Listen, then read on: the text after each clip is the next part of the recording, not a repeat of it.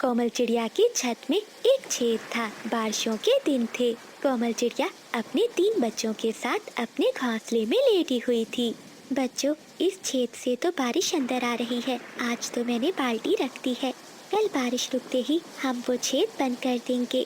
तभी चिड़िया की बड़ी बेटी मीना अपनी माँ से कहती है, हाँ मम्मा, बारिश सीधा अंदर आती है और ठंड भी बहुत लगती है।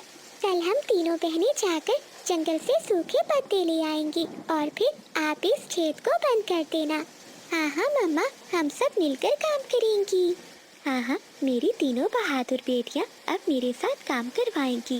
वो रात तेज बारिश में गुजर जाती है। अगली सुबह बारिश रुक जाती है। चलो चुन्नी मुन्नी, जब तक माँ दाना लेकर आती है हम पत्ते ले आते हैं। फिर वो तीनों बहनें वहाँ से उड़ जाती हैं। रास्ते में उन्हें एक पेड़ मिलता है जिसके पत्ते बड़े थे। मीना दीदी, इस पेड़ के पत्ते तो बहुत बड़े हैं, ये हमारे काम आ जाएंगे। हाँ मुन्नी, ये पत्ता ठीक है। फिर वो तीनों बहनें उस पेड़ के 3 पत्ते तोड़ती हैं और अपने घर चली जाती हैं।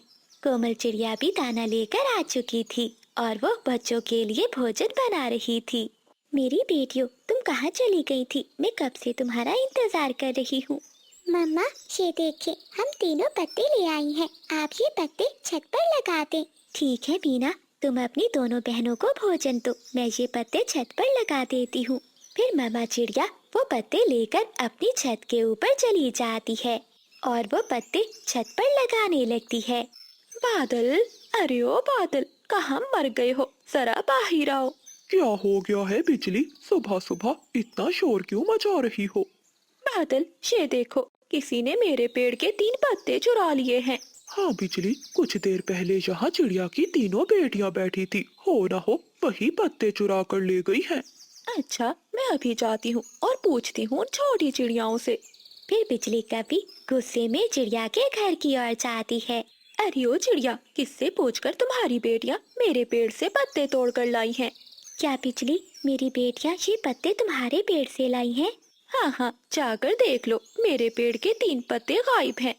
बिजली बहन, इसमें कौन सी बड़ी बात है अगर मेरी बेटियाँ पत्ते ले भी आई हैं। वैसे भी हवा से पत्ते तो गिर ही जाते हैं। हवा से गिरते हैं तो गिर जाएं, लेकिन मैं किसी पक्षी को अपने पेड़ से पत्ता नहीं तोड़ने दूंगी। ऐसा कहते हुए बिजली कभी चिड़िया से वो तीनों पत्ते छीनकर वहाँ से चली जाती है। मम्मा, हमें क्या मालूम था कि बिजली आंटी 3 पत्तों का गुस्सा करेंगी और अपने पत्ते वापस ले जाएंगी। अगर हमें मालूम होता तो हम तीनों बहनें वहाँ न जाती। मीना बेटी, आपको तो पता है ना कि वो कितनी लड़ाकी है। अच्छा, अब तुम मुन्नी को साथ लेकर जाओ और किसी और पेड़ से पत्ता तोड़ लाओ। फिर मीना और मुन्नी अपने घर से निकलती हैं। वो उड़ते उड़ते घने जंगल की दूसरी ओर चली जाती हैं। वहाँ एक पीपल का पेड़ था। मुन्नी, ये पेड़ ठीक है, इसके पत्ते भी बड़े हैं। खबरदार, अगर तुमने मेरे पेड़ से पत्ते तोड़े तो ये पेड़ मेरा है। एक बुलबुल वहाँ आकर उन्हें पत्ते तोड़ने से मना कर देती है। बुलबुल आंटी, मैं आपके पेड़ के पत्ते नहीं तोड़ूंगी, लेकिन हमेशा दिल बड़ा रखें। ऐसा कहते हुए मीना अपनी छोटी बहन मुन्नी को लेकर वहाँ से चली जाती है। अब मीना चिड़िया अपनी बहन को लेकर पहाड़ों के उस पार जाती है जहाँ कुछ केलों के पेड़ थे। मुन्नी, पहले मैं आवाज लगाकर देखती हूँ, कहीं ये पेड़ भी किसी पक्षी का ना हो। कोई है? मैं इस केले के 2 पत्ते तोड़ने वाली हूँ। अगर किसी का ये पेड़ है तो मुझे बताए। लेकिन वहाँ से कोई भी आवाज नहीं आती। फिर मीना चिड़िया और मुन्नी चिड़िया दोनों मिलकर केले के एक बड़े बड़े पत्ते तोड़ लेती हैं और वो अपने घर की ओर चली जाती हैं। ये देखिए मम्मा, हम केले के पत्ते लाई हैं। मीना, ये तुम दोनों ने बहुत अच्छा किया, ये पत्ता तो बहुत बड़ा है। फिर कोमल चिड़िया वो केले के पत्ते अपनी छत पर लगाकर छेद बंद कर देती है। उस रात जंगल में बारिश फिर से शुरू हो जाती है, लेकिन चिड़िया का परिवार अब अपने घोंसले में आराम से बैठा हुआ था क्योंकि बारिश का पानी घर में नहीं आ रहा था। कोमल चिड़िया ने लकड़ियाँ जलाई हुई थी, उनका घर गर्म हो जाता है। मम्मा, आज तो हमारा घर गर्म है और मुझे जरा भी ठंड नहीं लग रही। हाँ मम्मा, मीना बहन ठीक कह रही है, वो बिजली आंटी बहुत गंदी है, उन्होंने हमें एक भी पत्ता नहीं दिया था। मुन्नी, ऐसा नहीं कहते। अगर उसने हमें पत्ते नहीं दिए तो फिर क्या हुआ? देखो, ऊपर वाले ने हमारी मदद की और हमें उससे अच्छे पत्ते मिल गए। उस रात बिजली कौवी और बादल कौवा अपने घर में सोए हुए थे कि उनकी छत से पानी टपकने लगता है। उठो बादल उठो, मेरे घोंसले में पानी टपक रहा है। बिजली, जाओ अपने पेड़ से पत्ते तोड़कर लगा दो, मुझे नींद आ रही है। बिजली कौवी अपने घर से निकलती है और पत्ते तोड़कर अपनी छत पर लगाने लगती है, लेकिन छेद बहुत बड़ा था और पत्ते छोटे थे। अब क्या करूं? अगर इस छेद को बंद ना किया तो घर में पानी भर जाएगा। फिर बिजली कौवी वहाँ से उड़ती है और चिड़िया के घर के पास जाती है, जहाँ वो चिड़िया की छत को देखकर हैरान होती है, क्योंकि चिड़िया की छत पर बहुत बड़े बड़े पत्ते थे। मैं चिड़िया से पूछती हूँ कि वो केले का पत्ता कहाँ से लाई थी। बिजली कौवी चिड़िया के पास जाती है। चिड़िया बहन, तुम्हारे घर की छत की तरह मेरी छत भी टपक रही है। मुझे भी किसी बड़े केले के पत्ते की जरूरत है। क्या तुम मुझे बता सकती हो ये बड़ा केले का पत्ता कहाँ से मिलेगा? क्यों बिजली आंटी, हम क्यों बताएं? आपको याद है जब आप मेरी मम्मा से अपने पत्ते छीन कर ले गई थी? मीना प्लीज बता दो, मैं मर जाऊंगी। मेरे घोंसले में पानी टपक रहा है। मीना बेटी, जो आपके साथ बुरा करे आप उसके साथ अच्छाई करो। अगर आप भी बुरा सोचोगे तो उसमें और आप में क्या फर्क रह जाएगा? आप बिजली आंटी के साथ जाएं और उन्हें केले के पेड़ से पत्ते तोड़ दे। फिर मीना अपनी माँ की बात मानकर बिजली के साथ जाती है और उसे केले के पत्ते तोड़ देती है। मीना बेटी, मैंने तुम्हारे साथ बुरा किया, लेकिन तुमने अच्छाई से मेरा दिल जीत लिया। फिर बिजली कौवी वो केले का पत्ता ले जाकर अपने घर की छत पर लगा देती है। प्यारे दोस्तों, हमेशा दूसरों के साथ भलाई करो। तो प्यारे दोस्तों, इस कहानी को लाइक, चैनल को सब्सक्राइब और अपने दोस्तों के साथ शेयर करना मत भूलिएगा। आपका धन्यवाद। जंगल में कई दिनों से लगातार बारिशें हो रही थी। उसी जंगल में तोते हलवाई की भी दुकान थी। ऐसे ठंडे मौसम में जंगल के सभी पक्षी तोते हलवाई की दुकान से गर्मा गर्म मिठाई लेकर जाते थे। बबलू बेटा, ये लो पैसे और जाओ तोते हलवाई की दुकान से गुलाब जामुन लेकर आओ। मेरा आज गर्मा गर्म गुलाब जामुन खाने को बहुत मन कर रहा है। मम्मा, मन तो मेरा भी कर रहा है, मैं अभी जाता हूँ। हाँ बबलू बेटा, ये छाता भी लेकर जाओ, बाहर बारिश हो रही है। फिर बबलू चिड़ा अपना छाता लेकर तोते हलवाई की दुकान की ओर चला जाता है। तोते हलवाई, मुझे गर्मा गर्म जलेबी और गुलाब जामुन दे दो। देखो बिजली, मैं तुम्हें गुलाब जामुन और जलेबियाँ तो दे दूंगा, लेकिन आज उधार नहीं दूंगा। 2 महीने हो गए हैं, तुमने मेरे पिछले पैसे भी नहीं दिए। लेकिन तोते हलवाई, मैं कौन सा ये जंगल छोड़कर जा रही हूँ। आज नहीं तो कल तुम्हारे पैसे लौटा दूंगी। ना, एक बार कहा ना कि उधार नहीं होगा। तभी बबलू चिड़ा वहाँ आता है। तोते अंकल, ये ले पैसे और मुझे गर्मा गर्म गुलाब जामुन दे दे। तोता बिजली कौवी को छोड़कर बबलू को गुलाब जामुन देने लगता है। मोटी चूंच वाले, तुम ठीक नहीं कर रहे हो। मुझे भी बिजली कौवी कहते हैं, देख लूंगी मैं तुम्हें। चाचा काली कौवी, जो करना है कर ले, लेकिन तुम्हें आज उधार नहीं मिलेगा। अगर पैसे ना हो तो मेरी दुकान की तरफ कभी ना आना। बिजली कौवी गुस्से में बड़बड़ाती हुई वहाँ से घर चली जाती है। बिजली, क्या हुआ, क्यों रो रही हो? तुम्हें सोने से फुर्सत मिले तो पता है उस मोटी चूंच वाले ने मेरी कितनी बेइज्जती की। जंगल के सभी पक्षी सुन रहे थे और वो चिड़िया का छोटा बेटा बबलू वो भी सुन रहा था। क्या कहा उस मोटी चूंच वाले ने तुम्हें? आज उसने मुझे उधार मिठाई देने से मना कर दिया और पता है कितनी बातें सुनाई तुम्हारी पत्नी को। बिजली, तुम चुप कर जाओ, तुम्हारी बेइज्जती का बदला मैं जरूर लूंगा। रात होने दो, जब वो दुकान बंद करके जाएगा तो मैं उसकी सारी दुकान लूट लूंगा। बिजली कौवी बादल कौवे की ये बातें सुनकर खुश हो जाती है। पति जी, तुम कितने अच्छे हो जो मेरे लिए इतना कुछ कर रहे हो। रात होते ही तुम जाकर उसकी सारी मिठाइयाँ चुरा कर ले आना, फिर हम जी भर कर खाएंगे। अगली सुबह जब वो अपनी खाली दुकान देखेगा तो उसे रोता हुआ देखकर मेरे दिल को बहुत सुकून मिलेगा। बबलू भी मिठाई लेकर अपने घर चला जाता है। वो दोनों माँ बेटा मजे मजे से वो गर्मा गर्म गुलाब जामुन खाते हैं। बहुत स्वादिष्ट। तोते हलवाई के गुलाब जामुन तो बहुत स्वादिष्ट है। हाँ मम्मा, गर्मा गर्म गुलाब जामुन है। पता है मम्मा, आज तोते अंकल ने बिजली आंटी की बहुत बेइज्जती की। बिजली आंटी तोते अंकल से मिठाई मांग रही थी, लेकिन तोते अंकल ने आज उन्हें मिठाई देने से इनकार कर दिया। बबलू बेटे, तोता भी क्या करे, वो काफी हैं ही ऐसे, जिससे भी उधार करते हैं कभी पैसे नहीं लौटाते। वो काले कौवे जंगल के सभी पक्षियों को बहुत परेशान करते हैं।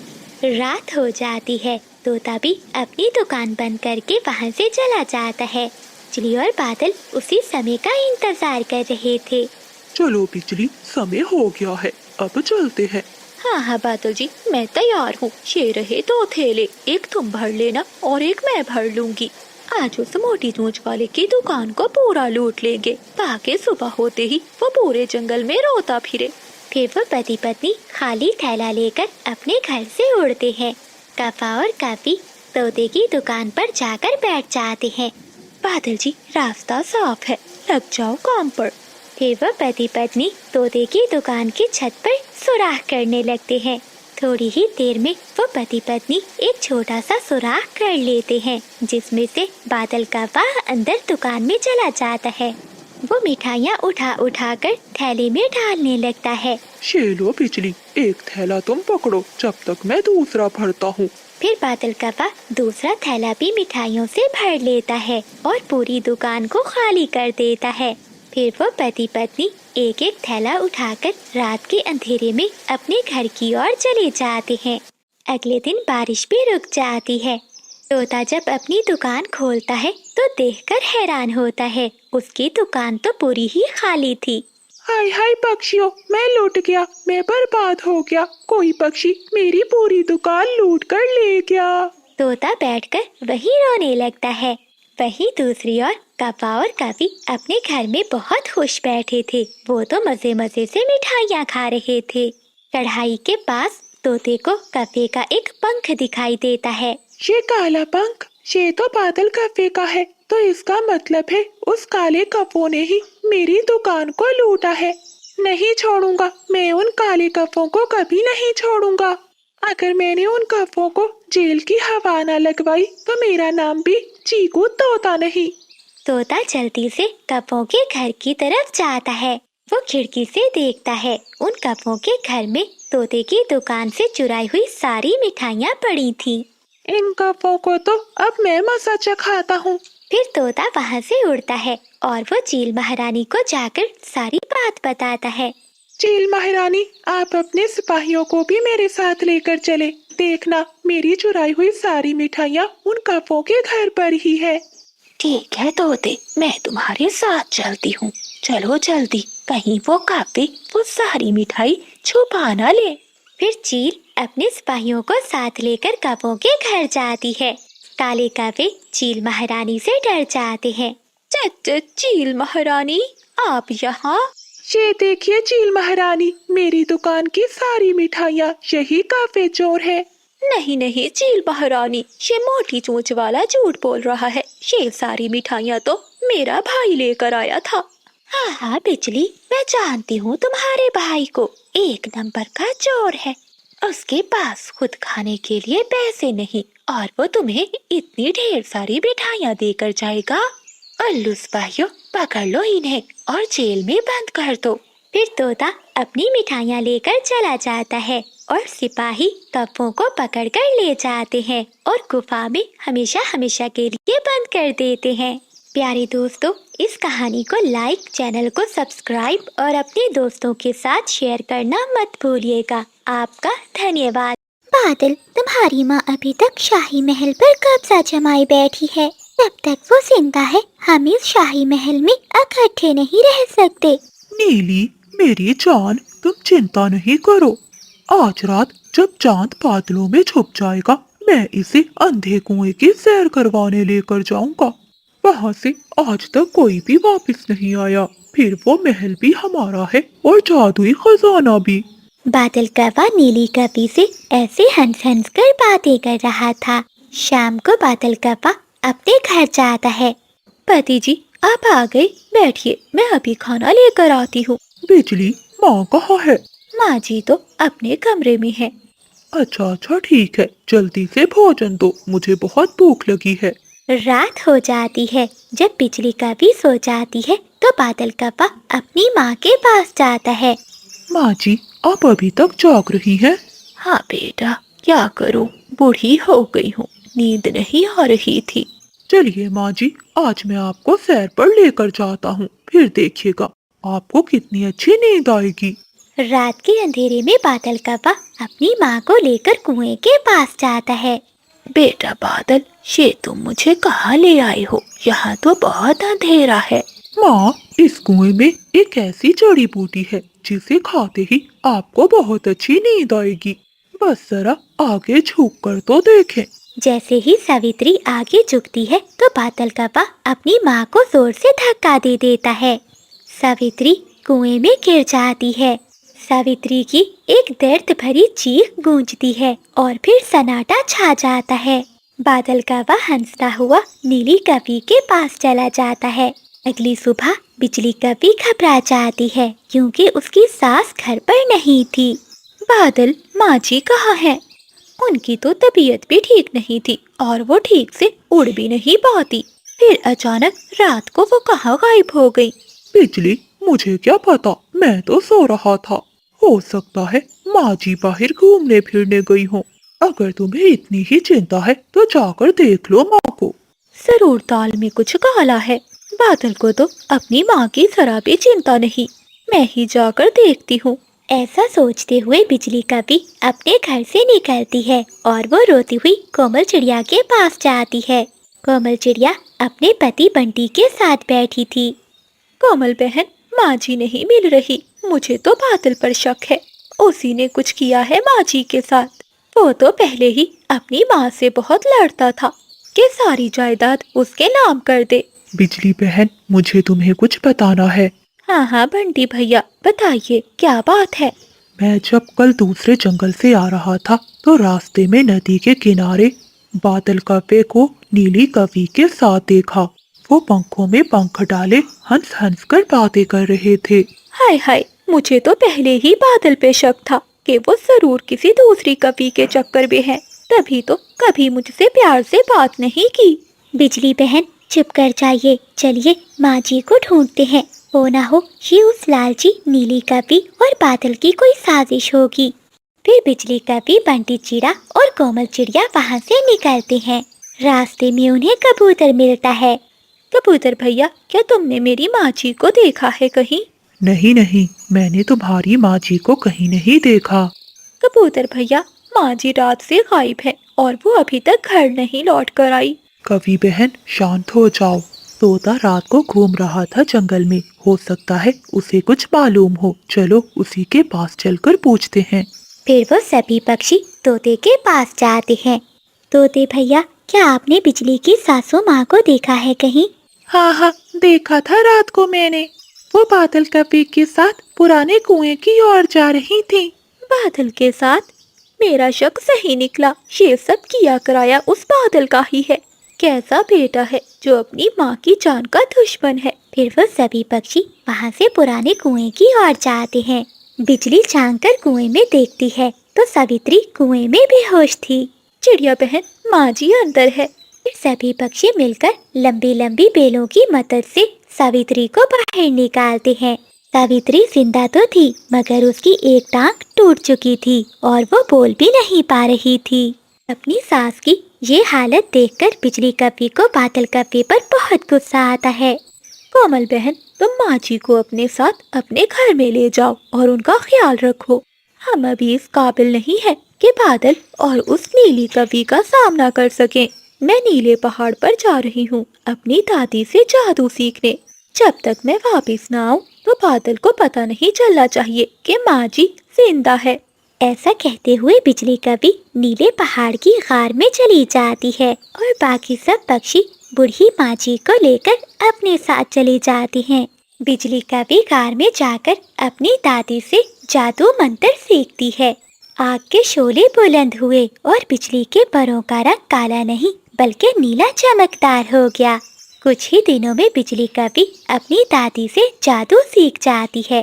वो वापस आती है और तोते से कहती है, तोते भैया, ये सोने की तरह चमकता हुआ पत्थर जाकर बादल को दे दो। ऐसा कहते हुए बिजली कभी तोते के कान में कुछ कहती है। तोता वो पत्थर लेकर बादल कभी के पास जाता है। बादल कवा अपने घर में नीली कभी के साथ बैठा हुआ था। ये देखो बादल, गजब हो गया। मुझे तो यकीन नहीं हो रहा कि तुम्हारी माँ ने मुझे सच बताया था। क्या बताया था मेरी माँ ने तुम्हें? तुम्हारी माँ ने मुझे बताया था कि कुएं के पास वाले पेड़ में इनका पुश्तैनिक खजाना छुपा हुआ है। ये देखो, ये मैं सोने का पत्थर वहीं से लाया हूँ। ये देखकर वो दोनों दंग रह जाते हैं। ये देखकर नीली कभी की आंखों में लालच आ जाता है और वो बादल कभी से कहती है, चलो बादल, वो सारा खजाना हमारा है, अभी जाकर ले लेते हैं। ये कहते ही वो दोनों वहाँ से उड़ जाते हैं। जैसे ही वो उस पेड़ की खोखर में जाते हैं तो अचानक बाहर से खोखर बंद हो जाती है। अरे बादल, ये क्या हो रहा है? मुझे तो तुम्हारी माँ की आवाज सुनाई दे रही है। तभी सावित्री वहाँ आती है। बादल, मेरी बेटी, मेरे पास आओ, कुएं में बहुत ठंड है। अपनी माँ को देखकर बादल कौवा चीखने लगता है। नहीं नहीं माँ, मुझे माफ कर दो। ये सब इस नीली कभी का किया धरा है। इसी ने कहा था कि तुम्हें मारने से हमें खजाना मिलेगा। तभी बिजली कभी वहाँ आती है। बादल, तुमने अपनी माँ को मारने की कोशिश की। अब मैं तुम्हें ऐसा मजा सिखाऊंगी कि तुम हमेशा याद रखोगे। ऐसा कहते हुए बिजली कभी अपनी जादुई छड़ी घुमाती है और नीली कभी को एक चमगादड़ में बदल देती है। नीली, तुम्हारी यही सजा है। अब तुम एक चमगादड़ बनकर ही रहोगी। और बादल कभी को एक ऐसी सजा देती है जो मौत से भी बदतर थी। बादल, तुमने अपनी माँ के साथ बहुत बुरा किया। आज से तुम एक ऐसे काफे हो जो कभी काई काई नहीं कर सकेगा। जब भी तुम बोलोगे तो तुम्हारी चोंच से गधे की आवाज निकलेगी। नहीं बिजली, माफ कर दो मुझे। फिर बिजली कभी अपना जादू कभी पर करती है और अपनी सास को लेकर वहाँ से चली जाती है। तिलकवा अब जंगल के जिस कोने में जाकर भी बैठता, जब भी वो बोलने की कोशिश करता तो गधे की आवाज सुनकर परिंदे इसे पत्थर मारकर भगा देते और नीली कभी अंधेरी गारों में छुपी रहती है। खामोश, सब कान खोलकर सुन लो। अब मैं बूढ़ी हो रही हूँ। अब इस शाही परिवार को किसी न किसी ने तो संभालना है। मैंने सोच लिया है, ये नीला हार मैं उसी को दूंगी जो कल सूरज ढलने से पहले मेरे लिए आसमान से गिरता हुआ सितारा लाएगी। जो बहू भी वो सितारा लाएगी इस महल की मल्लिका बनेगी और पूरा जंगल उसी का होगा। और जो इसमें नाकाम रही उसे ये जंगल छोड़कर जाना होगा। ये आवाज किसी माँ की नहीं बल्कि एक जालिम मल्लिका की थी। ये एक मौत का जाल था, ऐसा जाल जिसमें उसकी बेटी पिंकी, बड़ी बहू रानी और छोटी बहू कोमल फंसने वाली थी। लेकिन इस नीले हार के पीछे एक ऐसा भयानक राज छुपा था जो कई सालों से बरगद की जड़ों में दफन था। सावित्री की बड़ी बहू रानी चिड़िया बहुत चालाक थी। वो अपनी सास की हर बुराई में शामिल रहती थी, जबकि छोटी बहू कोमल चिड़िया बहुत सब्र वाली थी। सावित्री की बेटी पिंकी अपने आप को शहजादी समझती थी, इसलिए वो अपनी दोनों भाभियों से नफरत करती थी। बड़ी भाभी, जो माँ ने शर्त रखी है वो नामुमकिन है। आसमान का सितारा कोई कैसे ला सकता है? हाँ, लेकिन अगर कोमल ने कोई चाल चली तो हम कहीं के नहीं रहेंगे। तुम चिंता नहीं करो पिंकी, मैंने कौवों से बात कर ली है। वो कोमल के रास्ते में ऐसे कांटे बिछाएंगे कि वो वापस आने के काबिल ही नहीं रहेगी। कोमल चिड़िया अपनी सास की बातें सुनकर बहुत परेशान थी, इसलिए वो अपने दोस्तों तोता, कबूतर और बुलबुल के पास जाती है।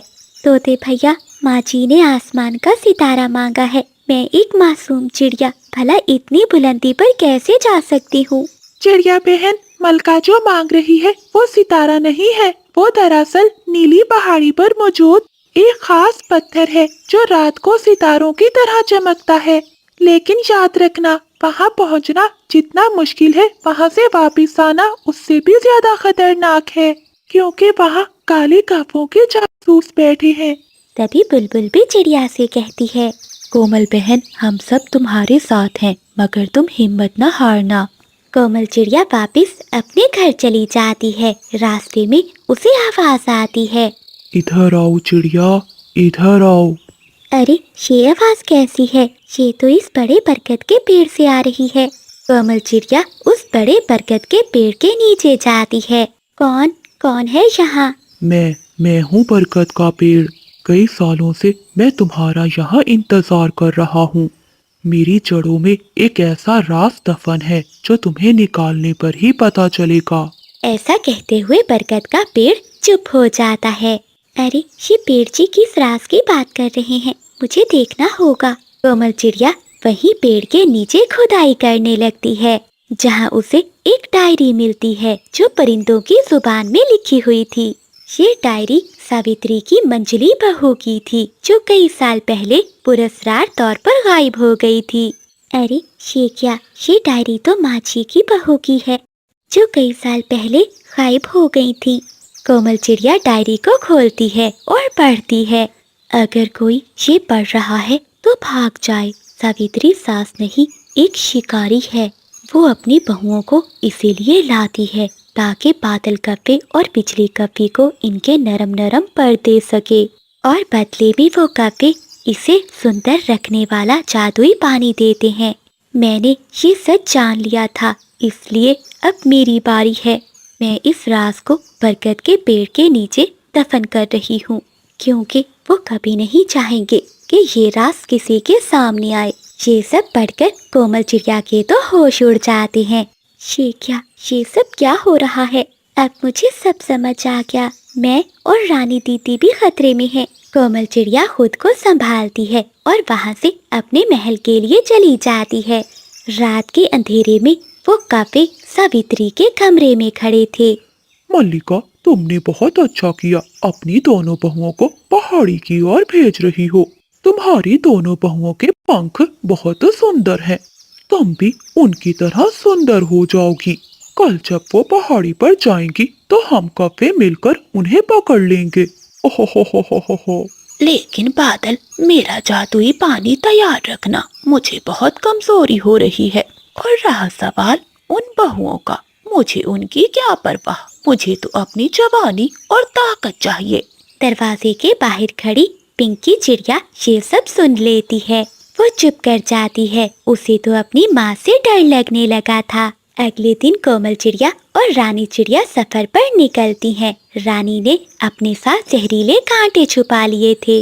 जब वो दोनों पहाड़ी के करीब पहुंचती हैं, तो अचानक बिजली कप्पी कोमल चिड़िया पर हमला कर देती है। कोमल और रानी, आज तुम्हारी जिंदगी का आखिरी दिन है।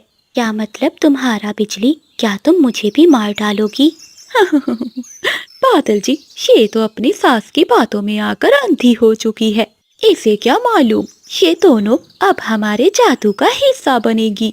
ये सब बातें सुनकर रानी खौफ से चीखती है। रानी दीदी, ये कप्पे बिल्कुल ठीक कह रहे हैं। अगर मैं आपको ये सब सच बताती तो आप कभी मेरी बातों पर विश्वास न करती। इसीलिए मुझे सब पता था कि इन्होंने हमारे लिए यहाँ जाल बिछाया है। अच्छा, तू बहुत चालाक बनती है चिड़िया, अभी तुझे बताता हूँ। ऐसा कहते ही बादल कप्पा चिड़िया पर हमला करने के लिए आगे बढ़ता है। तभी चिड़िया के सारे पक्षी दोस्त वहाँ आ जाते हैं और वो कप्पों पर हमला कर देते हैं, और वो उन कप्पों को चूंचे मार मार कर वहाँ से भगा देते हैं। रानी जो कांटे लाई थी वो भी उन कप्पों को मारती है। रानी रोते हुए कोमल चिड़िया से माफी मांगती है। मुझे माफ कर दो कोमल, मैंने तुम्हारे साथ कितना बुरा किया, फिर भी तुमने मेरी जान बचाई। भाभी, हमारी सास ही हमें मारना चाहती है। हमें मिलकर इस जुल्म को रोकना होगा। कोमल चिड़िया और रानी चिड़िया जब वापस महल पहुंचती हैं, तो मल्लिका अपने महल में जश्न मना रही थी। अरे ये क्या, ये दोनों यहाँ कैसे आ गई तुम दोनों? लाओ, कहाँ है मेरा सितारा? कोमल चिड़िया जंगल के सभी पक्षियों के सामने उस डायरी को रख देती है, जहाँ चीकू तोता उस डायरी को पढ़कर सुनाता है और पूरे जंगल के पक्षी वहाँ इकट्ठे हो जाते हैं। माँ जी, आपने अपनी बहुओं के खून से अपनी जवानी खरीदने की कोशिश की। जो आपने अपनी मंचली बहू के साथ किया वो हम अपने साथ नहीं होने देंगे। तभी पिंकी चिड़िया भी कहती है, हाँ माँ, मैं भी आपसे डर गई थी। मैंने आपकी और कपों की बातें सुन ली थी। आपने हम सबको धोखा दिया है। ये सारी बातें सुनकर मल्लिका बहुत गुस्से में आ जाती है। सावित्री का जादुई पानी खत्म हो चुका था। जैसे ही जादू टूटता है तो वो एक बूढ़ी, झुकी हुई और कमजोर चिड़िया में बदल जाती है। रानी चिड़िया अपनी सास से कहती है, माँ जी, हम आपको घर से नहीं निकालेंगे क्योंकि अब मैं आप जैसी नहीं रही। अब आप ऐसी हालत में इस घर में खौफ नहीं फैला सकेंगी। अब से आप माँ की मोहब्बत ही देंगी।